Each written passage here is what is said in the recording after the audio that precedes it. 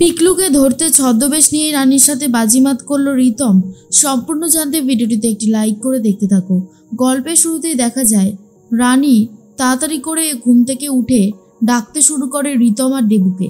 এরপরে রিতম আর দেবু দরজা খুলে দেয় আর বলে, কি হয়েছে রানী, এত রাতের বেলা তুই? রানী বলে, দেবু, পিকলুদা আমাকে ফোন করেছিল, কাল সকাল 9টা নাগাদ আমার সাথে দেখা করতে চাইছে। আমি চাইছি ওখানেই ওকে ধরবো। প্রথমে আমি যাব, তারপর রিতম দা তুমি আমাকে ফলো করবে, আর প্রয়োজন হলে পুলিশের সাহায্যও নিতে পারো, কিন্তু পিকলুদাকে আমাদেরকে ধরতেই হবে। রিতম বলে, চিন্তা করো না রানী, আমি ওকে ধরে এমন উচিত শিক্ষা দেব না, হাড়ে হাড়ে টের পাবে যে আমার ভাই আর ভাইয়ের বউয়ের মধ্যে ঝামেলা লাগানোর কি ফল হতে পারে। আর তারপরেই দেবু বলে, এই শোন না, শুধু রিতমকে নিস না, ও গন্ডগোল করলে আমি ওকে সামাল দেবো, তাই আমাকেও রাখিস, ঠিক আছে? রিতম বলে, হ্যাঁ তুমি অনেক কিছু পারবে। রানী বলে, শোনো না, আমি আর এই মিশনটা যেভাবেই হোক না কেন সাকসেসফুল হতে দিতে চাইছি, কারণ যদি একবার প্ল্যান ভেস্তে যায় তাহলে কিন্তু পিকলুদা আবারও আমার ক্ষতি করার জন্য উঠে পড়ে লাগবে। তুমি বুঝতে পারছো তো রিতম দা? রিতম তখন বলে, হ্যাঁ আমি বুঝতে পারছি, আমি এক কাজ করি, ভাইকেও আমাদের দলের মধ্যে টেনে নিই, ভাইকে একটা ফোন করি। তখনই রানী বলে, দেখো তোমার ভাই আর তুমি কি করবে আমি জানি না, তোমাকে আমার দরকার, আর তার তো আমার সম্পর্কের কোনো খেয়ালই নেই, সে কি করছে না করছে আজকাল আর আমাকে কিছুই বলে না। এরপর রিতম অনেকবার ফোন করতে থাকে দুর্জয়কে, কিন্তু দুর্জয় ফোন সাইলেন্ট করে বসে আছে, আর অন্যদিকে অনিশা ঘুমিয়ে পড়েছে। দুর্জয় চুপচাপ বসে বসে ভাবছে রানীর সম্পর্কে সে কী সব জানতে পেরেছে। এরপর ফোনটা ধরে না। রিতম বলে, ভাই তো ফোনই ধরছে না। দেবু বলে, ফোন ধরবে কি করে? আরে বাবা, জানো না যে ওর নার্সিংহোমে এখন কি অবস্থা? যতই হোক এই সময় ওর চাপ যাচ্ছে, সেটা খুব ভালো মতনই বোঝা যাচ্ছে। রানী তুই এসব নিয়ে ভাবিস না, আমি আর দেবু আমি আছি তো, আর রিতম তো আছে, তুই এত ভাবিস না তো। রানী বলে, দেবু আমি ভাবছি যে পিকলুদাকে ধরতেই হবে, ও আমার সম্পর্কে যে মিথ্যেগুলো বলেছে সেগুলো যেভাবেই হোক সবার সামনে সত্যি প্রমাণিত করতে হবে যে ওটা মিথ্যেই ছিল। অন্যদিকে দেখা যায় রিতম বলে, সব হয়ে যাবে, তুমি চিন্তা করো না, তুমি যাও গিয়ে ঘুমিয়ে পড়ো, অনেকটা রাত হয়ে গেছে। এরপর রানী এসে ঘুমিয়ে পড়ে, কিন্তু সকাল হতেই রানী ঘুম থেকে উঠে চলে এসেছে নিজের ঘরে। এসে দেখে দুর্জয় এত রাতে একবারও বাড়িতে আসেনি, আর এতটা সকাল হয়ে গেছে একবারও বাড়িতে আসেনি। আর এটা দেখেই বুঝতে পারে নিশ্চয়ই অনিশাদিকে সঙ্গ দিচ্ছে। দেবু এসে বলে, জানতাম তুই এখানেই থাকবি, তুই অন্য ঘরে থাকলেও তোর মন এই ঘরেই পড়ে আছে। দুর্জয় আসেনি রে রাতে? তখন রানী বলে, না, আসলে ও তো একটা ছেলে, তাই ওর চরিত্রের কোনো দাগ লাগার ভয় নেই, কিন্তু এটা যদি আমি করতাম তাহলেই আমার চরিত্রের দোষ হয়ে যেত। দেবু বলে, থাক না এই সমস্ত কথা, যত এই সমস্ত কথা ভাববি তত আরো বেশি খারাপ লাগবে, তার থেকে এই সমস্ত কথা বাদ দে। রানী বলে, বাদ দিতে চাইলে কি আর বাদ দেওয়া যায় রে দেবু? সব কথা জীবন থেকে বাদ দেওয়া যায় না।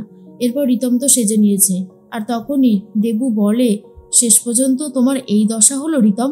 রিতম বলে, কেন, আমাকে কি চেনা যাচ্ছে নাকি? আমি খুব ভালো মতন জানি আমাকে চেনা যাচ্ছে না, আর আমার তো খুবই ভালো লাগছে। তখনই রিতম বলে, শোনো, যা করবার আমাদেরকে বুঝে শুনে করতে হবে রানী, তাহলে বেরোনো যাক। এরপর রানী বেরিয়ে যাচ্ছে, আর অন্যদিকে দেখা যায় দুর্জয় সকালবেলায় ফোন চেক করে দেখে অনেকবার রিতম ফোন করেছিল, কিন্তু দুর্জয় তো আর ফোন ধরেইনি। এরপর ঠিক করে বাড়িতে যাবে। অনিশা বলে, দুর্জয় তুই বাড়িতে যাচ্ছিস বুঝি? অবশ্য তুই তো যাবি, কতক্ষণই বা তোকে আর আটকে রাখবো। জয় বলে, আমি সমস্ত কাজ করে গেছি আর সবার সাথে কথা বলে নিয়েছি, তুই এত ভাবিস না, মন দিয়ে তুই একটু ঘুমাতো, তোর অস্থিরতা দেখে আমারও খুব খারাপ লাগছে, ঘুমা তুই। আর এর মধ্যে নার্সকে বলে ওর যা যা লাগবে সব কিছু এগিয়ে দেবেন। এরপর অনিশা খুবই কান্নাকাটি করতে থাকে আর বলে, কি করে আমি সবটা সামলাবো, তুই আমার সাথে থাকবি তো জয়? জয় বলে, তোর সাথে অবশ্যই আমি আছি, তুই এত ভাবিস না, আর হ্যাঁ আমি বাড়ি থেকে ঘুরে আবার চলে আসবো। এরপরে অনিশা বলে, ঠিক আছে তুই সাবধানে যা। এদিকে দুনি ঘুমাচ্ছে, 9:30 বেজে গেছে। বিনু পুনু ঘুম থেকে উঠে পড়েছে আর বলে, এবার কি করব? হ্যাঁ রে পুনু, বলছি এখন যদি উঠে যায় পুচকু তাহলে তো খুব মুশকিলে পড়ে যাবে। ছোট বৌদি অবশ্য দুধটা গুলে গেছে, ওকে খাইয়ে দিতে হবে ঠিক সময়, বুঝলি? এর মধ্যেই শুক্লা এসে ডাকতে শুরু করে দিয়েছে বিনু পুনুকে, আর বিনু পুনু তো খুবই ভয় পায় আর বলে, সর্বনাশ, মা ডাকছে রে পুনু, এবার কি হবে? বিনু বলে, আমিও তো সেটাই ভাবছি, গন্ডগোল তো এবারে একটা হবেই। অনেকক্ষণ ধরে ডাকতে থাকে, এরপর দরজাটা খুলে দিয়েছে। আর তখনই শুক্লা বলে, ও এখনো ঘুমোচ্ছে? এ কি, তোমাদের ছোট বৌদি কোথায়, তাকে তো দেখছি না। তখনই চলে এসেছে পিঙ্কি বৌদি আর বলে, ছোট মা, আমি না দেখলাম রানী, দেবু আর রিতম তিনজন মিলে কোথায় যেন বেরোলো। আর রিতম না কেমন যেন একটা পোশাক পরে গেল, দেখে মনে হলো যেন ছদ্মবেশ নিয়েছে। আমার মনে হচ্ছে ও আবারও একটা কারসাজি করতে চলেছে। তখনই শুক্লা বলে, বড় বৌমা, তুমি হয়তো ভুলে গেছো তুমি আর এখন আমাদের সংসারে থাকো না।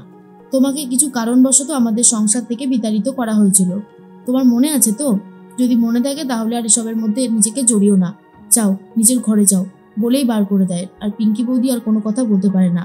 এর মধ্যেই দেখা যায় তখন রানী চলে গেছে। আর রিতম বলে, রানী, তোমাকে আমরা ফলো করছি, সাবধানে যাও, ভয় পেও না। বিনুপুনু বলে, চিন্তা করো না, দুনি উঠলে আমরা খাইয়ে দেবো, দুনি দুধও গোলা আছে। শুক্লা বলে, ওই মেয়ে যে আবার কি করছে তার কোনো ঠিক ঠিকানা নেই। এরপর রানীকে ফোন করেছে পিকলু আর বলে, সোজা এগিয়ে আসো, আমি তোমার সামনেই আছি। আর অন্যদিকে পেছন থেকে রিতম সবটা দেখতে পারে আর বলে, ও যদি রানীর সাথে অসভ্যতামি করে না, আজ আমি ওকে ছাড়বো না। দেবু বলে, হ্যাঁ হ্যাঁ দেখে নেব, এমনিতেই তো ভিতর ডিম, আবার বড় বড় কথা বলতে থাকো। রিতম বলে, শোনো, আমি না নিজেকে জাহির করি না বলে, কিন্তু আমি যদি নিজেকে একবার জাহির করতে থাকি তাহলে সমস্ত অপরাধীরা না আমাকে দেখলে ভয় পেয়ে যাবে, বুঝেছো? বেশি আর কথা বলো না। রানী এবারে একটু একটু করে এগিয়ে যেতে থাকে, কিন্তু মনের মধ্যে রানীরও ভয় চলতে থাকে আর বলে, তুমি দেখো ঠাকুর, আজ যেন আমার ওপর হওয়া অন্যায়ের প্রতিবাদ করতে পারি আমি। যেভাবে আমার চরিত্রে কলঙ্কের দাগ ছিটিয়ে দিয়েছে পিকলুদা, সেগুলো যেন আমি সরিয়ে দিতে পারি, তুমি দেখো। এর মধ্যেই দেবু বলে, এই পিকলুদাটা রানীকে শান্তিতে থাকতে দিচ্ছে না, তাই একটা না একটা উপায় তো ঠিক করতেই হবে। আজ পিকলুদাকে উচিত শিক্ষা দেবো, তুমি না পারলে আমি কয়েকটা ঘুষোঘুষি চালিয়ে দেবো। তখনই রিতম বলে, চুপ করবে তুমি, একটা কথা বলো না, দেখছো না রানী একটা সিরিয়াস কাজ করতে যাচ্ছে, একদম চুপ করে থাকো, বুঝেছো?